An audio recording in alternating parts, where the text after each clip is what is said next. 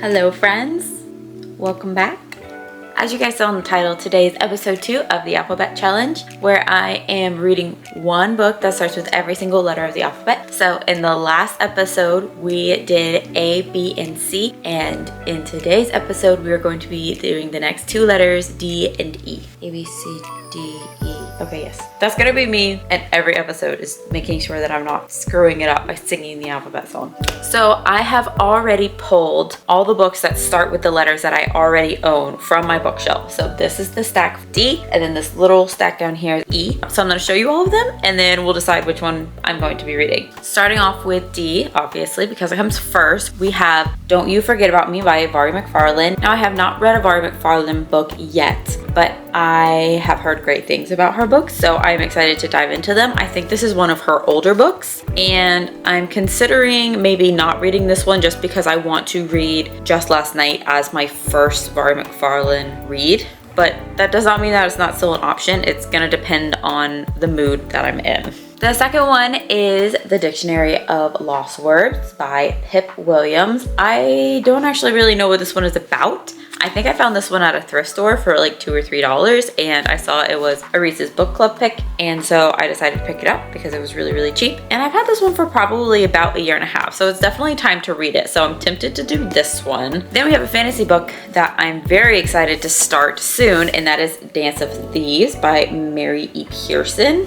This is the beginning of the Dance of Thieves duology, and so even though it would be starting a series, there's only 2 in the series, so it doesn't feel like a really big commitment. Next, we have a young adult mystery, and that is Dial A for Aunties by Jessie Q. Sutanto. This one has been very, very popular on the internet. From what I understand, it's just kind of a funny, good time. I think this girl goes on a date with someone, and she accidentally ends up killing him, and so she doesn't know what to do, and so she calls her 4 aunties. It just sounds like a really good time, and it's not that long. And then the last one is an exciting yet also intimidating book, and that is Demon Copperhand by Barbara Kingsolver. This book has been very, very highly praised, and because of that, it makes it a very exciting read to get into, but also slightly intimidating. Sometimes when something's critically acclaimed, it's really good and everyone's eating it up, but then sometimes critically acclaimed stuff can be maybe a little too artistic for most people, and I don't know if that's the case with this book. This was a lot of people's favorite book of 2023 and 2024. I actually don't remember when this was published.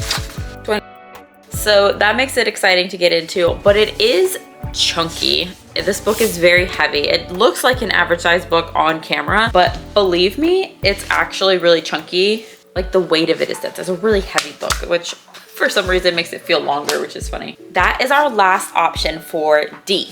And then for E, our options are much more limited with only 3 options. And the first one is Eleanor Oliphant is Completely Fine by Gail Honeyman. This is another one of those where I've seen people talk about it, and to be completely honest, I don't really know what it's about, but again, I found it for a couple dollars secondhand, and so I figured I should just dive in and see what it was about. I personally really like going into books as blind as possible, so the fact that I have no idea what this is about, like I haven't bothered reading the summary or anything, because that's how much I like going into books blind. Because if I go into books blind, I don't have an expectation of what they're supposed to be like or what I am imagining that they'll be like, and so therefore I usually end up enjoying the book more because it's not having to compete with expectations in my head. So this is the first one we have for E. The second one is again one of the most exciting ones for me personally. You can definitely tell I have a favorite genre. Emily Wilde's Encyclopedia of Fairies by Heather Fawcett. This is a cozy fantasy. It's not high stakes at all. I think it's about this girl who, she's a college professor and she takes her summer vacation to go and do research on the fairies. And much to her surprise, her rival professor at the college ends up being there for the summer to do research as well. And so not only are they studying fairies, but they're also building a relationship and becoming better friends and stuff like that. So it's just a cozy little fantasy and it seems like a good time. This is the first one in a trilogy, and I have these beautiful Barnes & Noble exclusive edition covers. These are not what the original covers look like, but I have both of them because they were just so pretty. Let me see if I can find it. Here's Map of the Otherlands. They're just so cute. I just love the covers of these. I think that they're just gorgeous. I have no idea what the third cover for the Barnes & Noble exclusive edition will look like, but I'm definitely gonna wait until it's in paperback so I can have the matching set. Anyway, that has nothing to do with the books itself, but yes, this is the second book. And then the last book for E is The Evolution of Annabelle Craig by Lisa Grunwald. And this is a book that is based in the 1920s. I believe it's a historical fiction. And I honestly haven't heard anyone talking about it. And again, I didn't read the summary because I like going into books blind. So we have 3 very different genres. But we're not gonna pick E now because we have no idea what mood I'm gonna be in by the time that I finish the other book that we're going to be reading. So we're just gonna put these right back here, save them for later, and then we'll come back to them.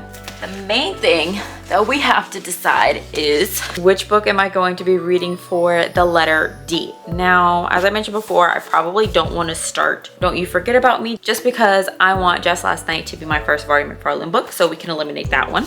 And then I think I'm also going to eliminate Demon Copperhead just because it's way too thick, and I have some other books on my February TBR that are also really, really chunky that I haven't gotten to yet. And I want to be able to get to those, or at least to some of those, before the end of the month. Probably not my best interest to be reading Demon Copperhead right now.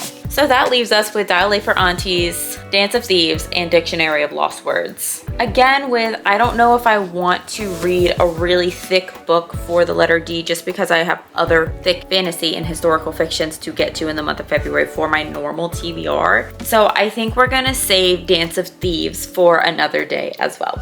All right, final 2, Dial A for Aunties by Jessie Q. Sutanto or Dictionary of Lost Words by Pip Williams. Am I in the mood for a YA mystery or am I in the mood for general fiction? Dial A for Aunties is only 295 pages, so it might be really fun to just breeze through this one really quickly. Let's see how long Dictionary of Lost Words is. Okay, this book is 359 pages, so it's a nice chunk longer than Dial A for Aunties. You know, I wish that had actually helped me make my decision. I think I'm going to go with the Dictionary of Lost Words just because I just finished the Inheritance Games last night, and that was also a young adult mystery book. And so I don't really want to jump straight into another young adult mystery book the next day. I like mixing up my genres. So this is our book for D. Yay, that's exciting. I will get started reading this and I will keep you guys updated on my thoughts.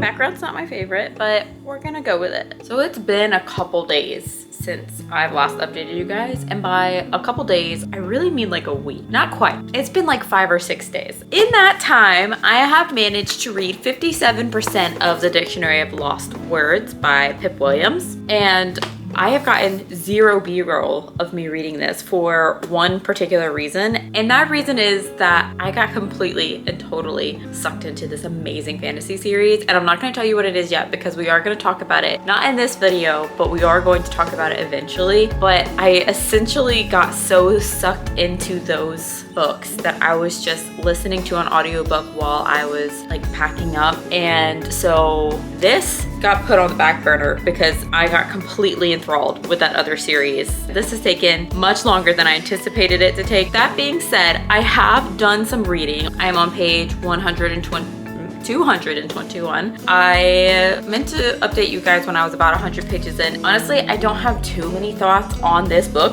because it's just okay. It's a little bit boring. So this is a general fiction book, and I think part of it is that I'm not in the mood for general fiction, but very genuinely, like when I think of this book and what is going on, all I can think about is kind of meh. Like that's the main word that comes to mind. So I don't know. Right now I'm feeling like I'll probably give it like maybe a 3-star. Like I'm not forcing myself to keep reading it. Like I want to see what happens at the end, but at the same time it's also really low stakes. And I think since I'm in such a fantasy mood right now, especially thanks to that series that had me so enthralled, that I really just want something that is a little bit more high stakes. I'm definitely in a fantasy mood, so that's doing this book a little bit of a disservice. But even if I wasn't in a fantasy mood, I do not think that this would have been one of my favorite books, and I don't even think it would make it to a 4-star. I might make it to like a 3.5. Like the rating wouldn't have changed that much. It's about a girl whose father works in I think it's called the scriptorium. Anyway, he is helping to write the first Oxford English Dictionary. And so it kind of like goes through like, how did they choose the words and the definitions for this book? Why are certain words or definitions excluded? Oh no, my battery's dying. So that's my update for Dictionary of Lost Words. I'm going to continue reading it and I will get back with you guys once I am done.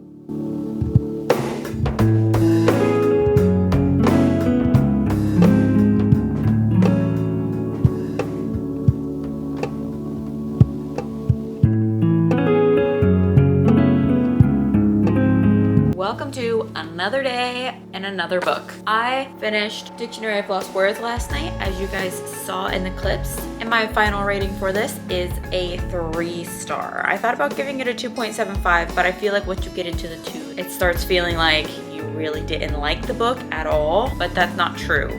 My feelings on this book are a little bit complicated because I didn't necessarily enjoy the book, but when I tried to skim over a few paragraphs, I found myself going, no, I want to actually know what happens. And so I was continually intrigued by the book. So a 3-star is what we're left with. This book was set in the late 1800s, early 1900s, and it's her life story. I feel like this book was mostly vibes and no plot. It's basically her trying to steal slips of paper or writing words down on her own slips of paper. But I feel like every time there was something important or interesting that happened in the plot, it was something that was like really focused on for like 3 or 4 chapters, and then it just goes away and it's never mentioned again. And like, it didn't feel like the plot was building off of each other. It just felt like there would be something important that happened, and instead of you learning how it really shapes her, she just kind of goes back to the scriptorium and goes back to work and working with words. And so I didn't necessarily feel like she had that much growth. Her character wasn't interesting. She didn't grow and change. She just kind of existed for like 40 years and had all these things that happened to her. Like, the author would tell us that she was grieved by something, but like, you didn't really believe it because nothing in her demeanor would change. Anyway, I thought it was fine. I didn't think it was great. As you can see, I had a few qualms with the book, so I am resting on a 3-star. Like I said, I was thinking about giving it a 2.75, but I was intrigued enough that I wanted to actually see what happened all the way through to the end. And that is our book for D. I feel like so far in this challenge, I've had a very interesting conglomeration of books, and so far, none of them have really like struck me. And it's not necessarily because of this challenge. It's just I'm reading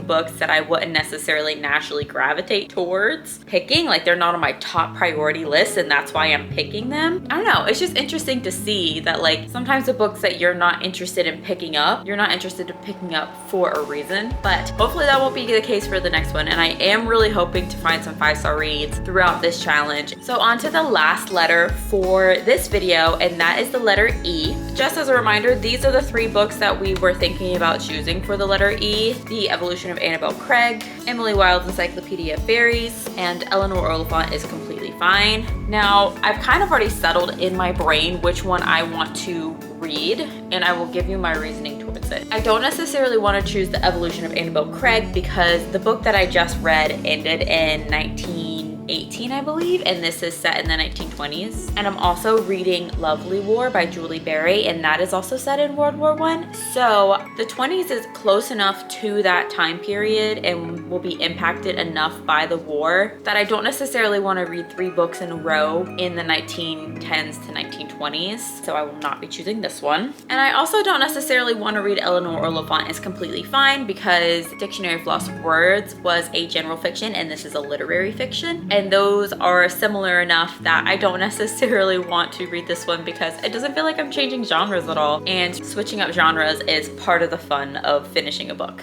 So that leaves us with Emily Wilde's Encyclopedia of Fairies by Heather Fawcett. This is a cozy fantasy book, and again, I don't know too much about it. I just know that she is a professor and she is studying fairies and she's trying to write an encyclopedia about them. And so she spends her summer break going to the land of fae K, which has a specific name, I'm sure. Oh, I can't pronounce that. She goes to the fairyland, which I cannot pronounce, and her rival professor at the university that she works at ends up going and spending the summer at the same place, and he's researching something to do with the fairies as well. And it's the story of them getting to know each other and becoming friends, and I think eventually they fall in love maybe, or they end up like liking each other, much to her chagrin. And so that is Emily Wilde's Encyclopedia of Fairies. That's not a great explanation, but again, I don't really know what it's about. I will give you some more details once I read the first couple chapters and I have a little bit clearer understanding about where they're going and why they're going. I'm so excited to be starting a fantasy. Fantasy is just like my heart and soul as a reader. I like other genres as well, but reading a fantasy feels like coming home. There's nothing like it. I absolutely adore it. And so I'm excited to be starting another one. I think that's all I have for you guys right now. Okay, I just opened the book for Emily Wilde's Encyclopedia of Fairies to put my cute little bookmark in. And this book starts in the year 1909. So in trying to get away from the early 1900s and picking a fantasy, I still found a book that was based in the 1900s. That did not go according to plan. I'm sticking with it though.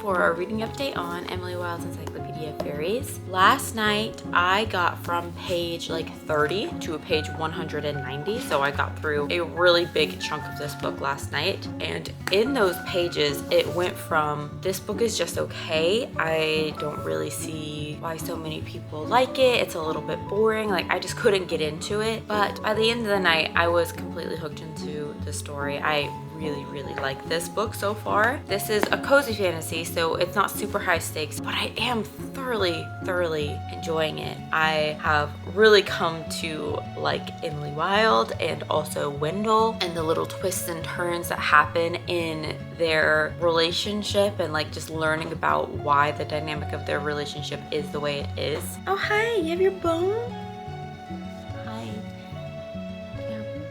That's where we're at. It doesn't sound super interesting, but I promise that it is. I cannot wait to get back into this book. It's such a good time, and I'm loving Wendell and Emily's friendship right now, if you can call it that. And one of the other things I really enjoy about this is that it's all written in journal entries. So you're only cataloging one day at a time, but the only journal entries that you see are the ones on days where something interesting happened. And it is from first person, which I personally really like first person. Specifically in my fantasy, I really love first person. Third person just really throws me off a lot of the time. Anyway, they're basically like really detailed journal entries, and sometimes you forget that they're journal entries until she says something like, I haven't updated this journal in a couple days or something like that, and then you're like, oh yeah, I'm like literally reading her journal. It's a good time. Emily and Wendell could not be more opposite, and that's just making the dynamic really fun, I think. And my favorite character thus far is Shadow, which is Emily's dog. He's just so chill and he's the best. I love it. It's really cute.